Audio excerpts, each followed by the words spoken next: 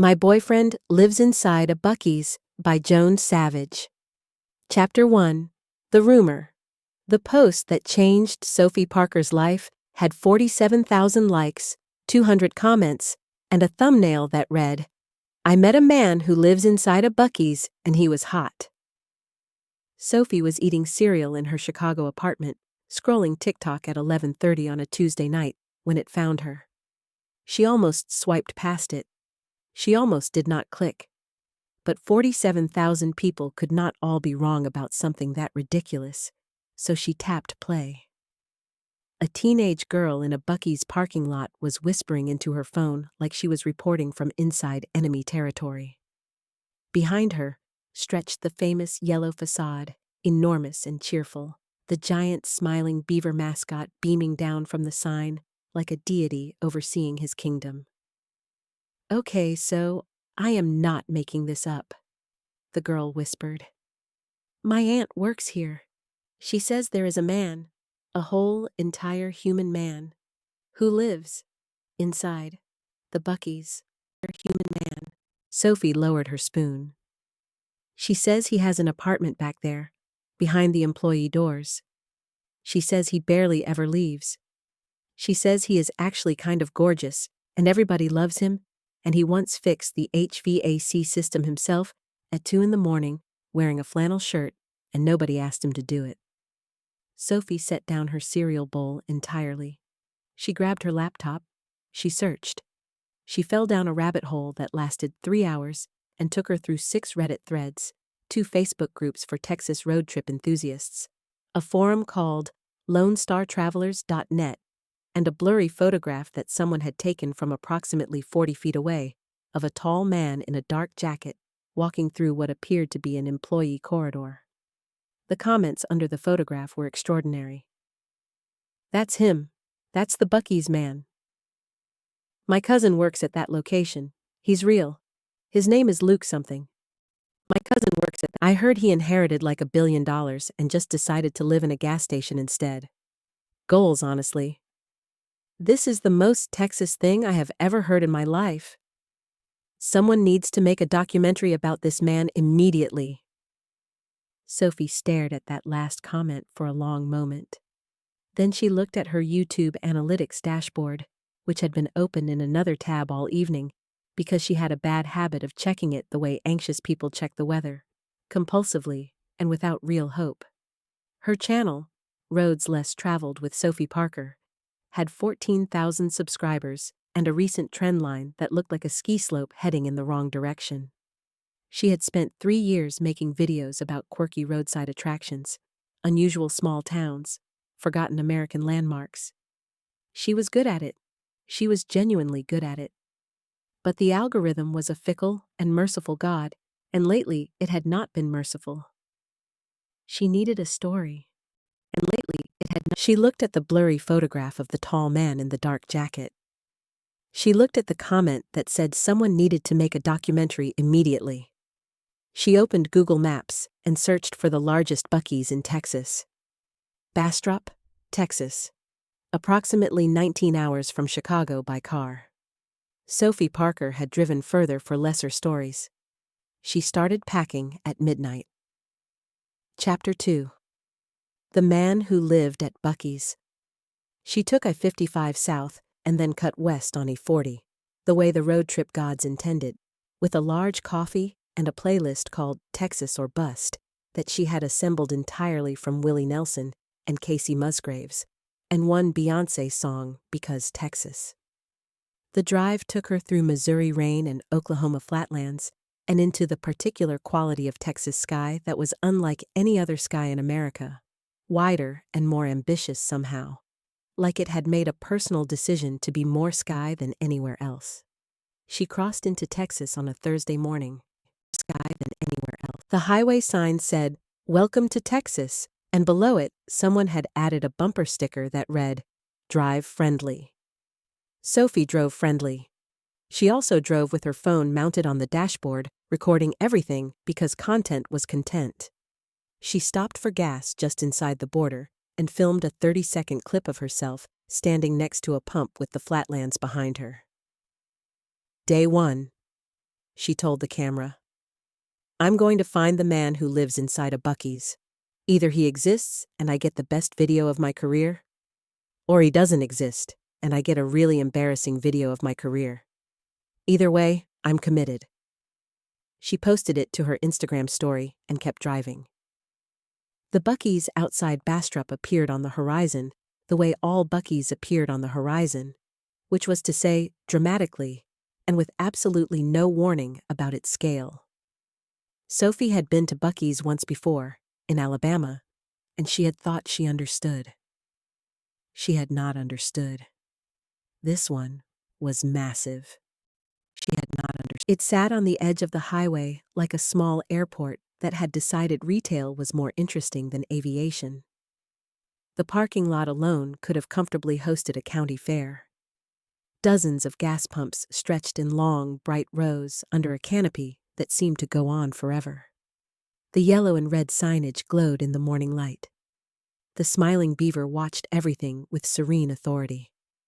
Sophie pulled in and sat in her car for a moment, taking it in. Okay, she said to herself. Okay. She went inside. The interior of a Buc-ee's is an experience that resists description but demands it anyway. Sophie had her camera out before she was 20 feet through the door. The place was the size of a department store, organized with a retail logic that was somehow both overwhelming and deeply satisfying. To her left stretched an aisle of Texas-themed merchandise that seemed to go on for a full city block. Buc-ee's branded everything.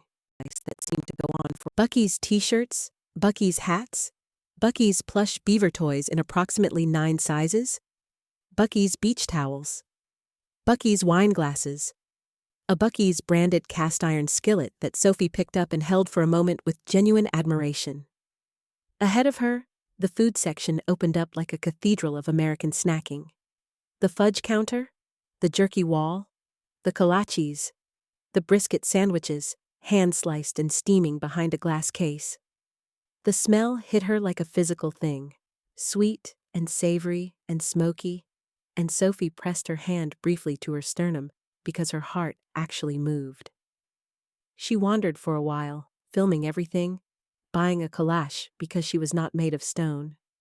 She talked to a family from Oklahoma who stopped here every time they drove through Texas and had been doing so for 11 years. She talked to a truck driver named Dale who said Buc-ee's had the cleanest bathrooms in America and that this was not a small thing. Buc-ee's had the cleanest bathrooms. It's not just a gas station, Dale told her seriously. It's a destination.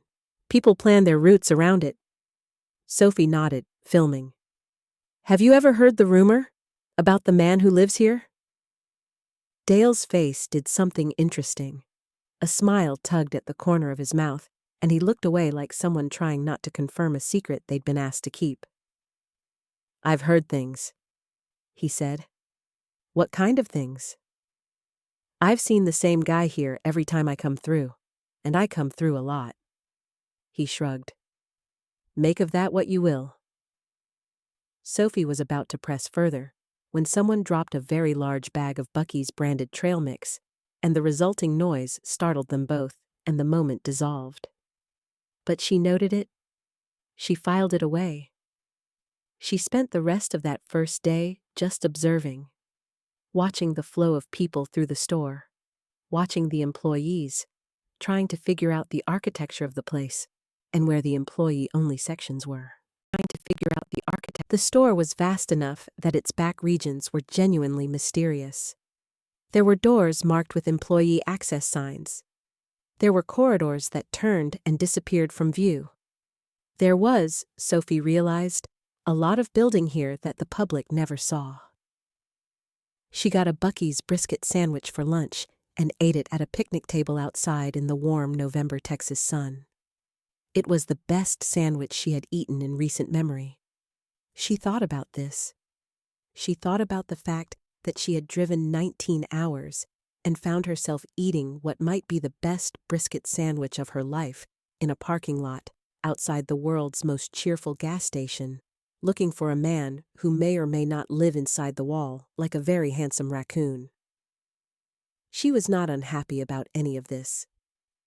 She went back inside and found an employee named Terry, a woman in her 50s with bright eyes and a Buc-ee's apron and the energy of someone who had seen everything and was delighted by most of it. Hi, Sophie said. I'm a travel blogger. I'm making a video about Buc-ee's. Is there anyone I could speak to about possibly doing a short interview? A manager, maybe? Terry looked at her with an expression Sophie could not quite read. You could ask Luke, Terry said. Luke? Operations manager. Terry smiled. He's in the back. I'll let him know you're asking. She disappeared through one of the employee doors before Sophie could say another word. Sophie stood there in the snack aisle, holding her camera and her notepad, and the distinct feeling that something significant was about to happen. Chapter 3. Behind the employee door.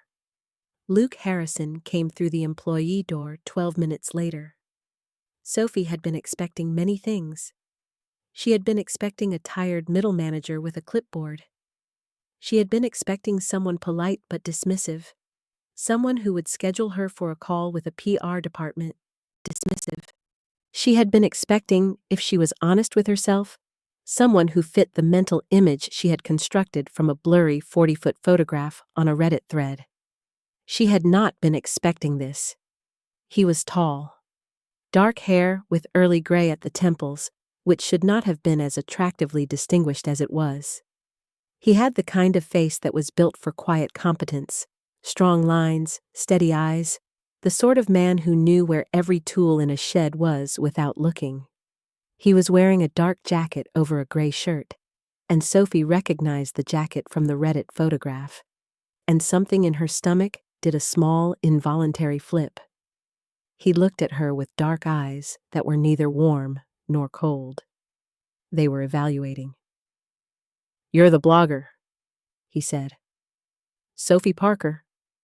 She extended her hand. Roads less traveled.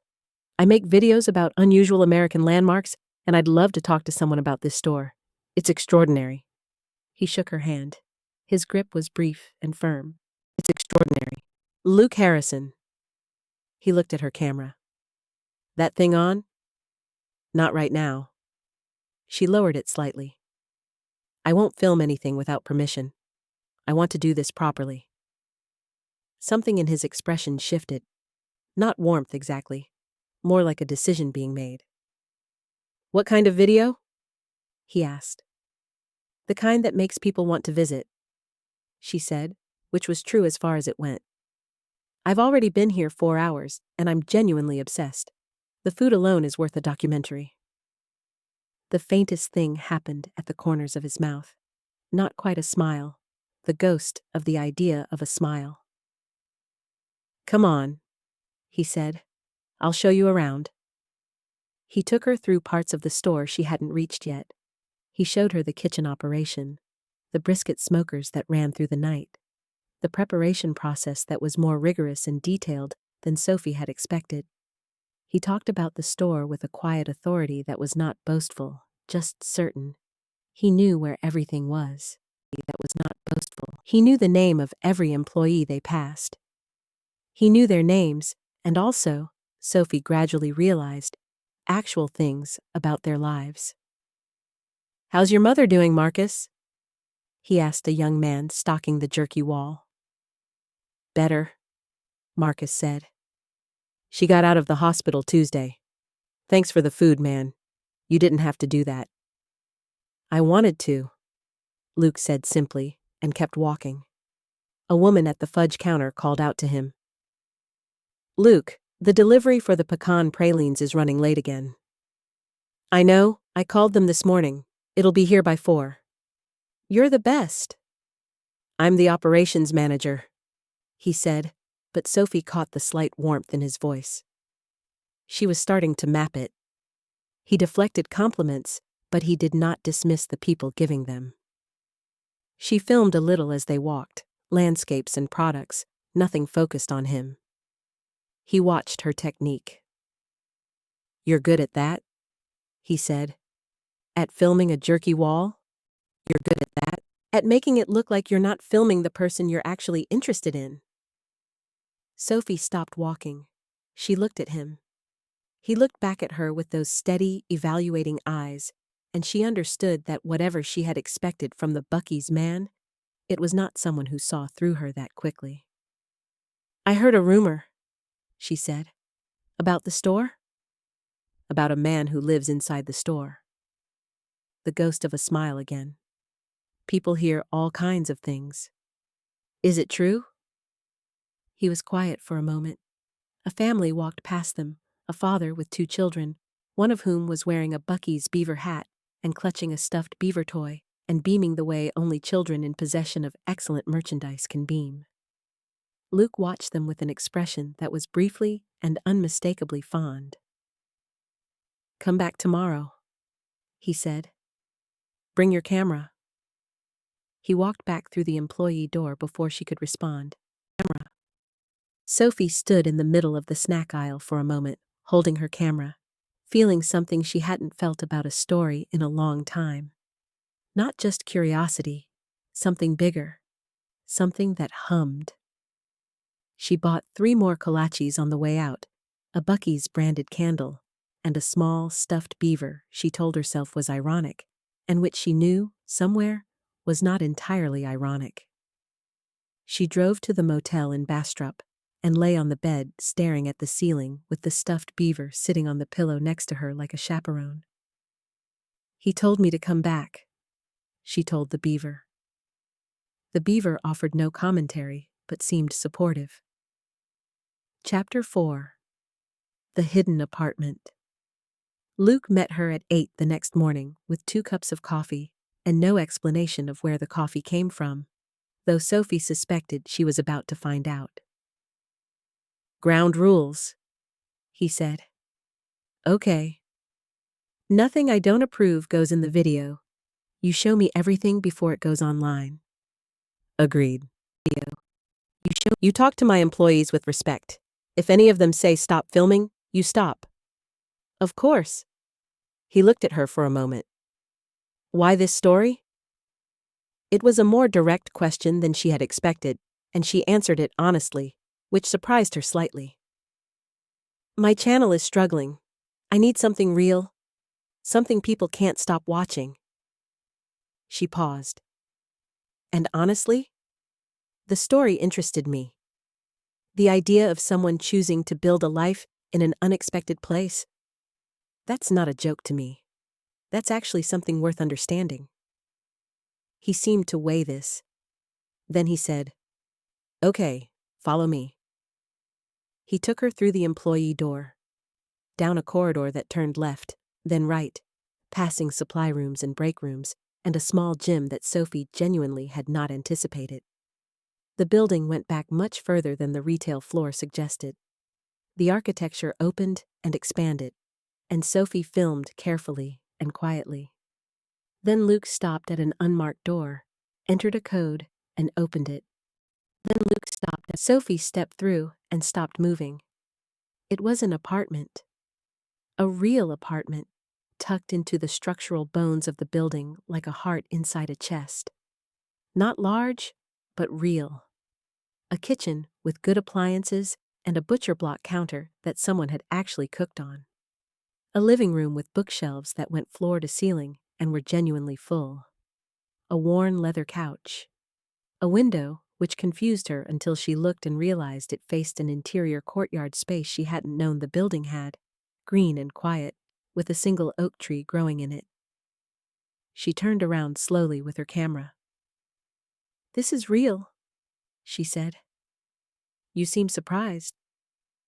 He set the coffees down on the kitchen counter. "You drove 19 hours here." "I know, but..." She gestured at the bookshelves. The books were real, dog-eared, red. "I thought it would be like a cot and a hot plate." "I've been here 8 years." She looked at him. He was standing in the kitchen with his arms crossed and his expression carefully neutral, but there was something underneath it. The particular self-consciousness of someone showing you a thing they care about and waiting to see if you understand it. "It's beautiful," she said, and she meant it completely. The tension in his shoulders released, just slightly. He gave her the tour. The kitchen where he made breakfast for himself every morning, and sometimes for the employees on the early shift. The bookshelf that was organized not alphabetically, but thematically, which told her something about how his mind worked. The small desk where he handled the store's operations paperwork. The window over the oak tree, which he said he had requested specifically when the building expansion was planned, had argued for it, insisted on it. "You had input into the building design?" Sophie asked. "I run operations. I had opinions." "And they just let you put an apartment in here?"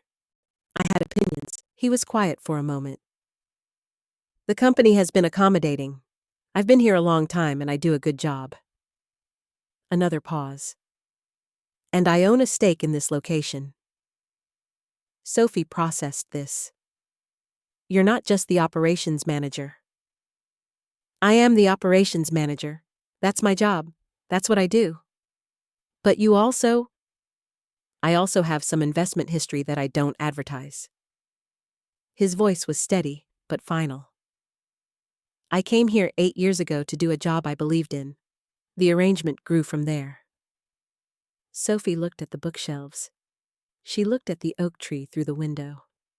She looked at the man standing in his kitchen that was inside a Buc-ee's in Bastrop, Texas, and she felt the story shift beneath her like tectonic plates. It was bigger than she had thought. More human. More complicated. "Why?" she asked. "Why what?" "Why here? You could live anywhere." Luke looked at the window for a moment. "I was going to ask you the same thing," he said quietly. "Why do any of us end up where we end up? Sometimes you go looking for something and you find something better." He handed her the coffee. She took it. Their fingers didn't touch, but they almost did, and Sophie's nervous system registered this information with great interest. "Can I film in here?" she asked. "Yes," he said, "but not everything. Some things are just mine." "Fair," she said. She meant it. Chapter 5. Why he stayed over the next 3 days, Sophie embedded herself in the world of the Buc-ee's the way she did with every story she told, by making herself useful and present and genuinely interested until people forgot she was there with a camera and just talked to her like a person. She learned the names of the morning crew. She learned that Terry had worked here for 6 years and had put 2 kids through community college on her salary and benefits, and spoke about both with uncomplicated pride. Her salary and benefits. She learned that Marcus was saving for nursing school and that Luke had quietly written him a recommendation letter for a scholarship, without Marcus knowing the letter existed until he got the scholarship. She learned that a truck driver named Gloria stopped here every Tuesday on her route, and that Luke kept her preferred brand of coffee behind the counter for her, just in case. "Does he know everyone's order?" Sophie asked Terry. "He knows everyone's everything," Terry said, with an expression that mixed affection with something like awe. "I don't think he does it on purpose. He just pays attention." She learned that the Buc-ee's had become something more than a rest stop for the local community. Families held birthday celebrations in the picnic area. The local high school cross-country team did their long run with a turnaround point in the parking lot. High school cross-country. A woman named June had sheltered here during a bad storm 2 winters ago, and returned every week since to have lunch and visit what she called her people. The food bank in Bastrop received a regular donation that nobody had publicized. Luke never mentioned any of this. Sophie found it out sideways, from other people, from offhand remarks and small, grateful references. She would circle back and ask him about it later, and he would minimize it every time. "You keep doing things," she said on the 3rd evening. They were sitting in the interior courtyard under the oak tree, a privilege he had extended to her without her asking, which she understood meant something. "Good things. And then you don't talk about them." "Should I?" "Most people do." Most people do things because they want credit for them, he said. That's not why I do them. Why do you do them? He was quiet for a while. The Texas evening was warm for November, and the courtyard held the last of the sunset's color against the old brick. He looked comfortable here, the way a person looks comfortable in a place they have inhabited long enough to belong to it. When I was 26, he said, my grandfather died and left me a considerable amount of money. Enough that I never had to work. Enough that a lot of people in my life suddenly became very interested in what I was going to do with it. He paused. I spent a year trying to figure out what the right thing was.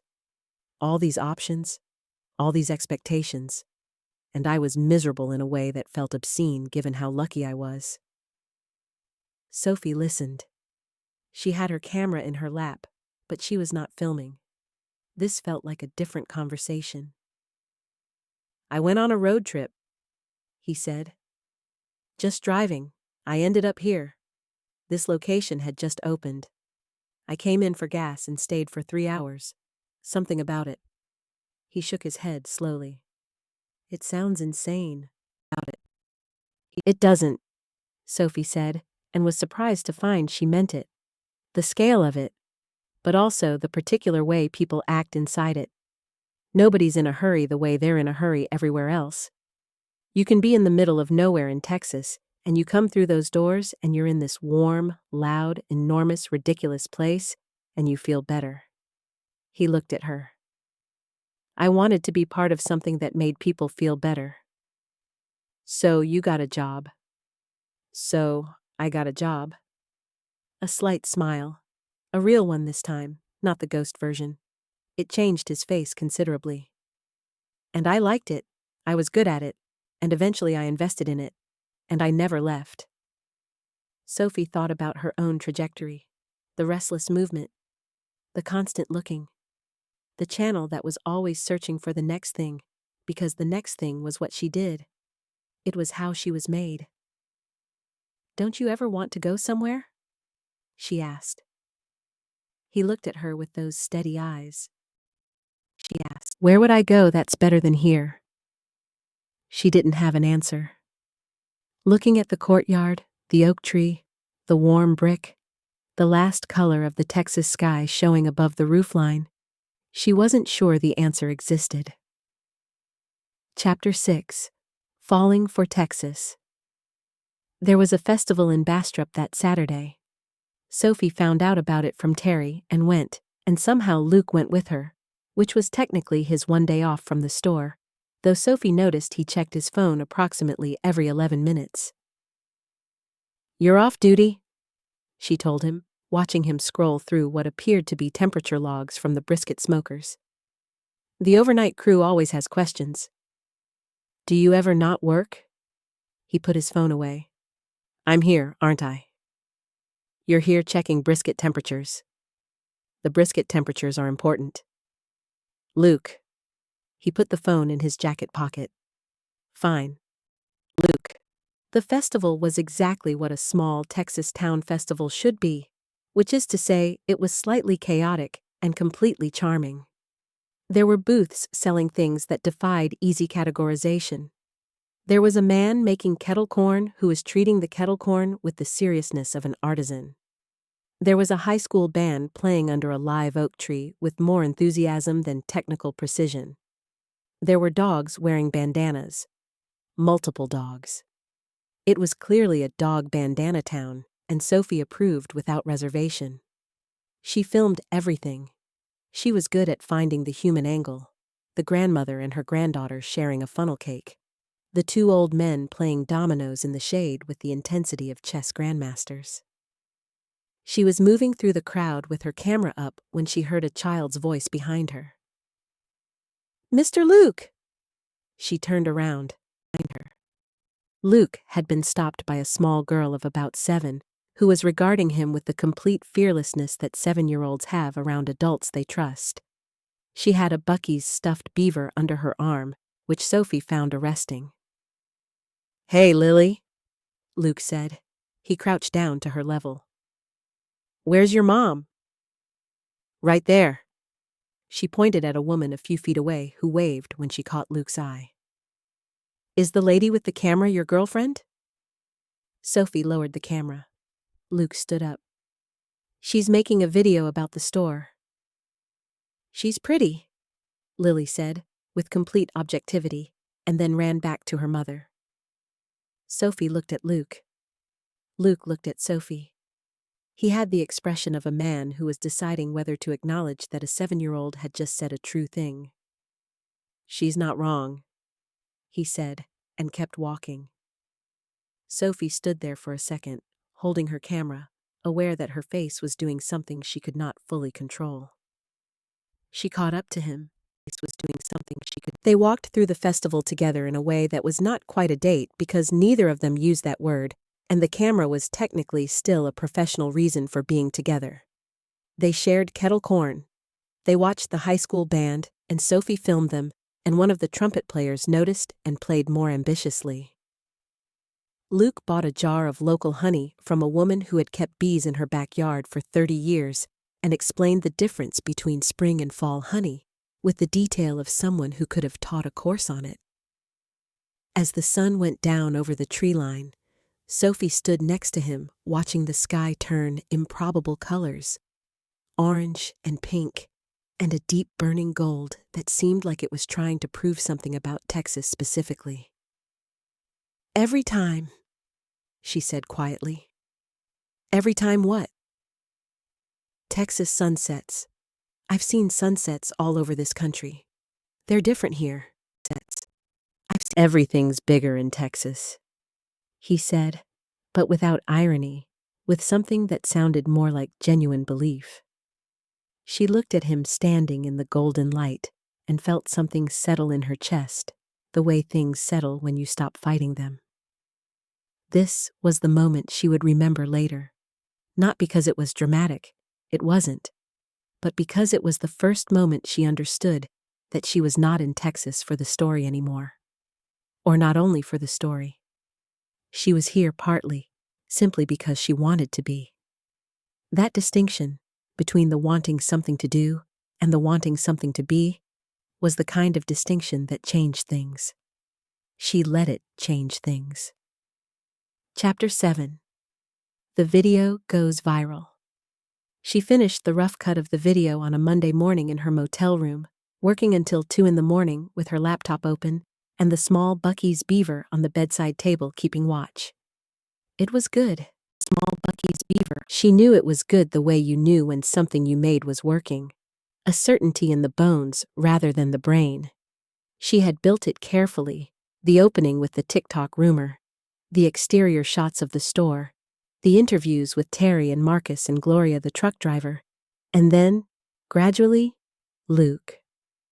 She had filmed him in the store doing his job, in the courtyard under the oak tree, in the kitchen of his apartment making brisket breakfast tacos for the morning crew, because she had been present for that, and it was one of the most quietly extraordinary things she had seen.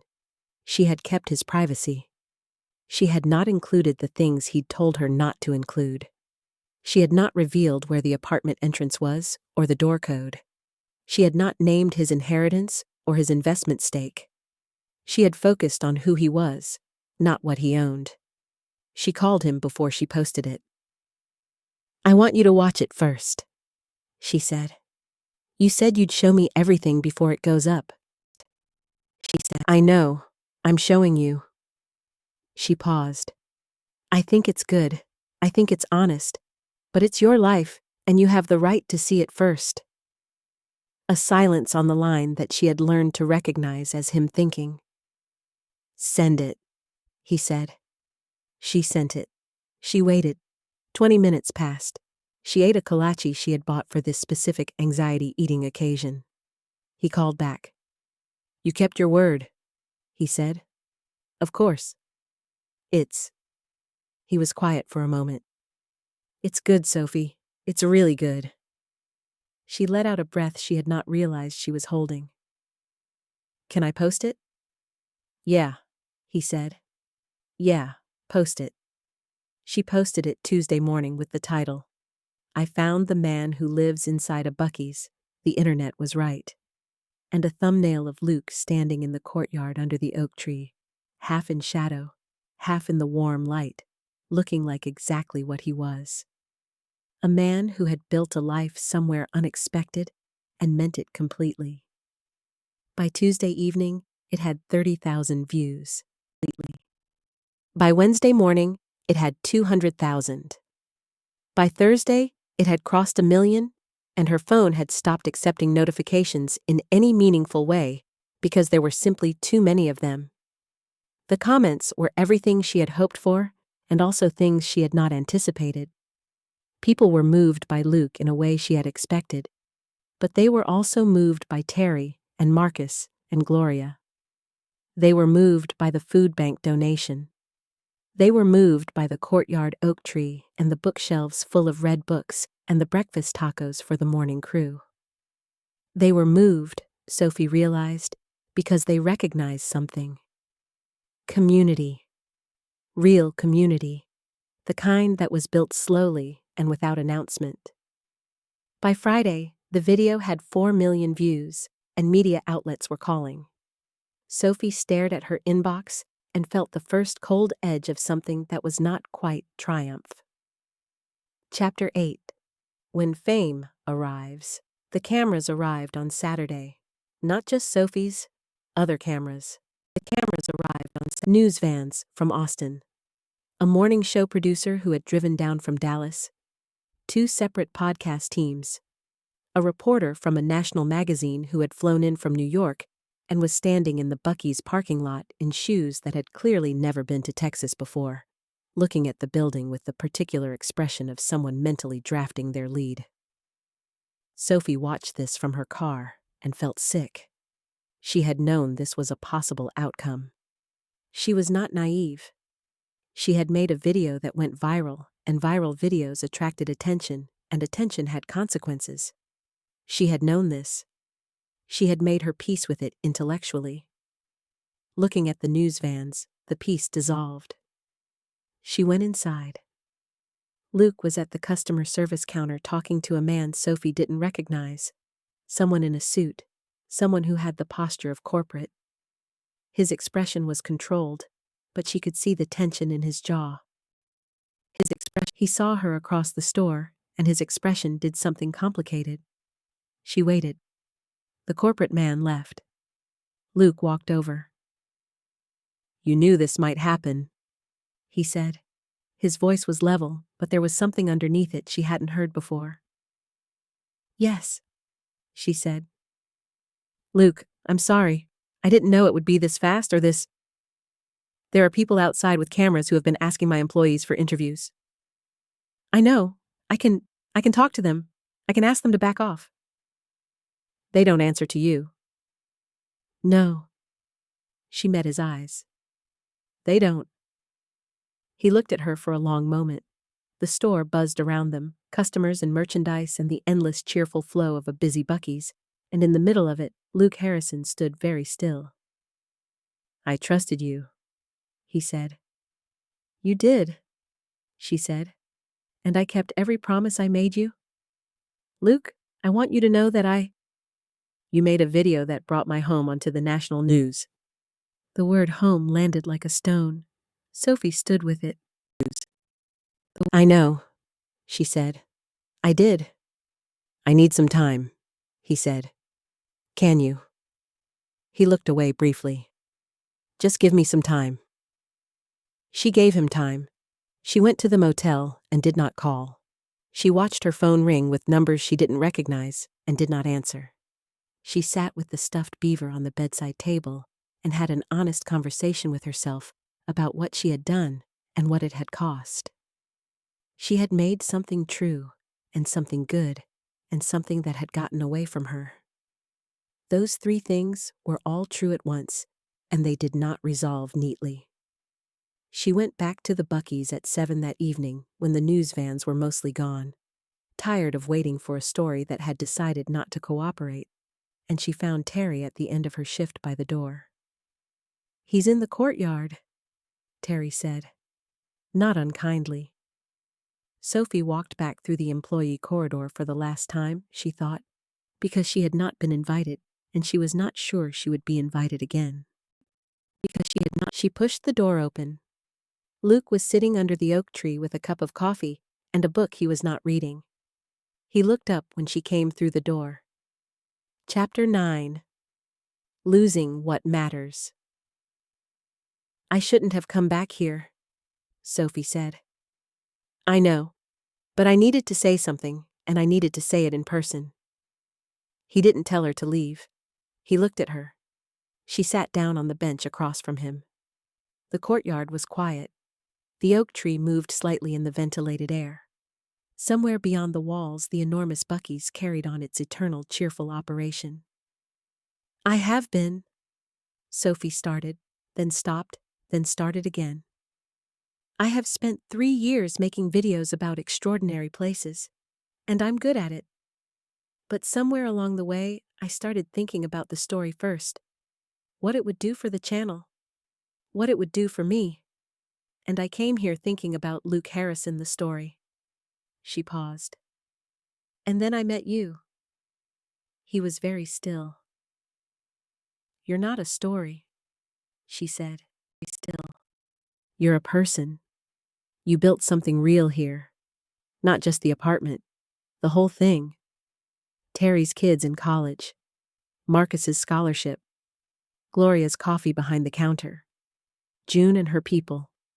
The food bank that doesn't have your name on it. You built a community, and you did it so quietly that half the people in it don't even know you're the reason it exists. Sophie. I'm not done. She took a breath. I kept every promise I made you.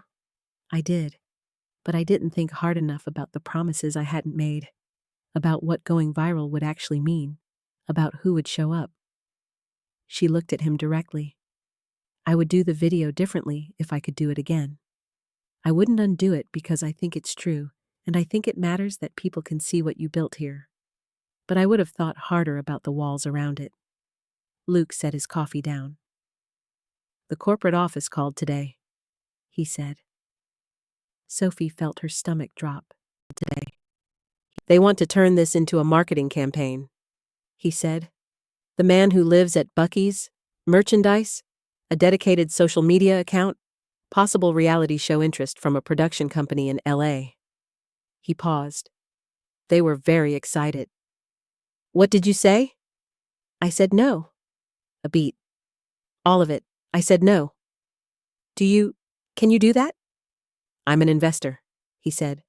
I have some leverage. The ghost of a smile returned, though it was worn.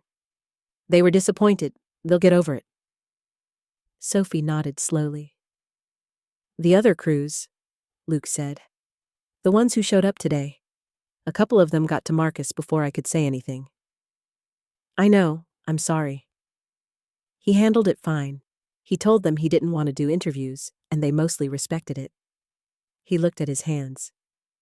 Terry told one of them that Luc was unavailable, and then offered them a brisket sandwich, and by the time they'd eaten it, they seemed to have forgotten what they came for. Sandwich. And something broke free in Sophie's chest, and came out as a short, involuntary laugh. Of course she did, she said. She's been feeding people out of difficult situations for 30 years, Luc said. It's a real skill. The laughter faded. They sat in the quiet. I'm leaving tomorrow, Sophie said. I don't want to make things harder by being here. Luc looked at the oak tree. She watched the line of his profile against the brick. Where are you going? He asked. I don't know. I usually don't know. She paused. There's always another story somewhere. Sophie. She looked at him. He turned to look at her, and his expression was the most open she had ever seen it. No careful neutrality, no evaluation. Just something unguarded and direct. Do you want to go? He asked. The question was very simple and very enormous at the same time. Sophie sat with it the way she had learned to sit with things that mattered, carefully, without flinching. No, she said, fully, without flinching. The word sat between them in the quiet courtyard. Then don't, he said. It was not a grand speech. It was not a declaration of the sort that made her think of rom-com soundtracks, or rose petals, or any of the romance novel architecture she had absorbed over a lifetime of reading things on road trips. It was just 2 words from a man who chose them carefully and meant them completely. It was, Sophie realized, exactly how Luke Harrison would say the most important thing. She felt tears hit her eyes and blinked them back, not entirely successfully. "The channel," she started, "can be made from anywhere," he said. "Texas has roads less traveled. You looked up my channel name?" "I looked you up when Terry told me you were asking for me." He paused. "I looked up your videos, all of them." Another pause. "You're really good, Sophie." She did not succeed at the not crying this time. "Don't," he said, not unkindly. "You're going to make me feel like I did something wrong." Not unkindly. "You didn't do anything wrong." She wiped her eyes with the back of her hand. "You just said something right." He moved from his bench to hers, sat beside her, their shoulders touching, barely, warm through the cotton and the jacket, the particular electric warmth of proximity to someone you have been slowly, helplessly falling for. "The morning crew," he said, "makes too much noise at 5:30. "Okay." "And the brisket smell gets into everything. Your hair, your clothes. You stop noticing after a while, but at first it's very present." "I love brisket," Sophie said. "I know," he said. "I've watched you eat 3 different brisket products in 5 days. 4. I had the brisket mac and cheese on Wednesday." "Right." He looked at the oak tree. "I'm just saying, it's not the most conventional." "Luke," she said. He stopped. She leaned her head against his shoulder. She said. He went very still for a moment, and then he settled, a small exhale, and put his arm around her, and they sat together under the oak tree that grew in the heart of a Buc-ee's in Bastrop, Texas, while the great American road went on outside, and the beaver smiled down from the sign, and the brisket smoked through the night. Chapter 10. Home is Where You Belong. 3 months later, Sophie Parker uploaded a video called "I Moved into a Buc-ee's," an update. The thumbnail was her, sitting at Luke's kitchen table with a cup of coffee and the stuffed beaver on the counter behind her, grinning at the camera. It was a good thumbnail. It was the kind of thumbnail that communicated that the person behind it was genuinely happy, which she was, and that something had changed fundamentally since the last video, which it had. The video had 200,000 views in the first hour. Her subscriber count had climbed to 800,000 since the original video, a fact that still made her feel like she was looking at someone else's analytics by mistake. She had not, technically, moved into the Buc-ee's. She had rented a small house in Bastrop proper, a white clapboard thing with a porch and a lemon tree, and a neighbor named Dorothy who brought over pie with the frequency and certainty of someone who knew pie was the foundation of civilization. But she spent most of her time at the Buc-ee's, which had become her anchor point and her creative base the way it was Luke's home and his purpose. She had started a second series, Texas Roads. It was exactly what it sounded like. Sophie in her car driving the back roads of Texas, finding the diners and the dance halls and the roadside sculptures and the small town festivals and the particular quality of light that Texas had at every hour of the day. She filed the videos from Luke's apartment, sitting at his desk while he ran operations and checked brisket temperatures, and knew everyone's name and quietly made the world around him better. The morning crew did make too much noise at 5:30. She had adapted. She had also started getting up at 5:15 to have coffee ready before the noise started, and the morning crew had adopted her with the warm totality of people who understood that she was staying. Marcus got his nursing school scholarship. Terry's younger daughter started community college in January. Gloria, the truck driver, now had a standing Tuesday lunch reservation at the picnic table, and Sophie usually joined her because Gloria had 40 years of road stories, and Sophie was a fundamentally insatiable audience. The news vans did not return. The magazine article that ran in January was respectful and thoughtful, because Sophie had spent 2 weeks cultivating the relationship with the journalist and providing context and making clear, as politely as she could, what would and would not be acceptable. The article ran with a photograph of the store's exterior and mentioned Luc by name, but not by any of the facts he preferred to keep private. He read it and said it was fine, which from him was essentially a standing ovation. The corporate marketing campaign was never revisited. The Buc-ee's social media team did post one photograph of the courtyard oak tree with a caption about the soul of the company, which Luc allowed because the tree was, he said, not proprietary. On a Wednesday in February, Luc came to find her in the middle of a filming session in the snack aisle, where she was doing a segment about the Buc-ee's branded cast iron skillet that she had eventually bought and which was now the best skillet she owned. Come outside, he said. I'm in the middle of a... Come outside. She came outside. The February Texas afternoon was cool and bright, the sky the particular unbothered blue that Texas kept in reserve for days it wanted to impress. The parking lot was its usual busy self, travelers and families and truck drivers and the essential American flow of people who needed gas and snacks and clean bathrooms and something that felt, however briefly, like a destination. Luc was holding something. She looked at it. It was a Buc-ee's cast iron skillet, identical to the one she had just been filming, but tied with a ribbon that was the same red and yellow as the Buc-ee sign. I thought you didn't do grand gestures, she said. This is a practical gesture, he said. I wanted to give you something that would stay. She took the skillet. It was heavy and real in her hands. She looked at him in the cool Texas afternoon. I love you, he said. Texas afternoon. It came out the way he said things, direct and considered and without decoration. Sophie stood in the Buc-ee's parking lot, holding a cast iron skillet with a ribbon on it, and felt the full, ridiculous, beautiful weight of where she was. She had driven 19 hours on a bad tip from a TikTok video. She had found a rumor that was true. She had found a man in an apartment inside a Buc-ee's who read books and remembered names and made breakfast for his employees and grew a tree in a courtyard and had chosen a life that looked nothing like what the world expected from him and everything like what he needed. She had made a video and lost control of it and made her peace with the loss. She had stayed.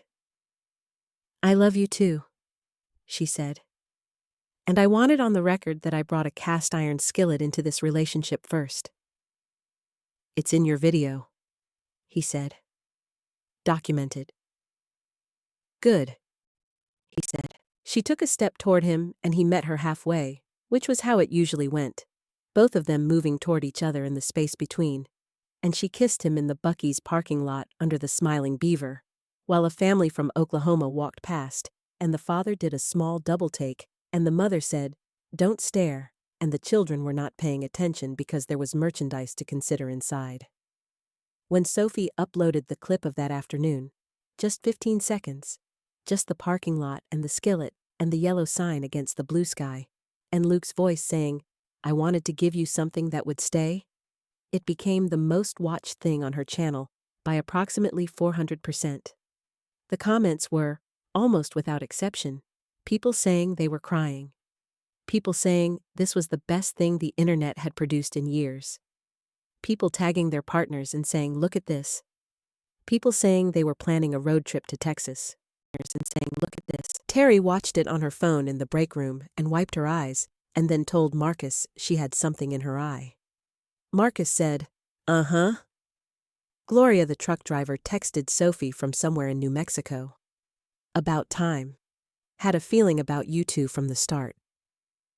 Dorothy from next door brought pie. Luke watched the video once, quietly, sitting at his desk in the apartment that was inside the Buc-ee's in Bastrop, Texas. He watched it the way he watched things, all the way through, with full attention. "You're going to make us famous," he said. "I'm going to make you famous," she corrected. "You made us real." He looked at her with those steady eyes that had been evaluating her since the very first moment, and finding, she understood now, exactly what she was, and choosing to let that be enough. Outside, the beaver smiled. The brisket smoked. Outside, the travelers came and went in the endless American current. And in the big, warm heart of it all, in a store that was more than a store, and a building that was more than a building, something that had started as a ridiculous rumor on the internet had become, against all odds and by the particular grace of showing up and staying, something true, something home.